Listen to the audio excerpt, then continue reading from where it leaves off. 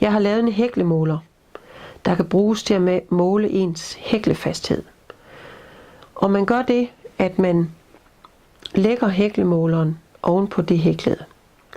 Og så skal man få de tegnede masker til at passe ned i de hæklede. Så jeg kører op og ned for at få de hæklede til at passe med de tegnede. Og her vil jeg sige, at den passer med 20 masker er lig 10 cm. Det betyder, at det er hæklefastheden så. Hvis du har brug for flere masker på 10 cm, så skifter du til en mindre hæklenål. Og hvis du har brug for færre antal masker på 10 cm, skifter du til en større hæklenål.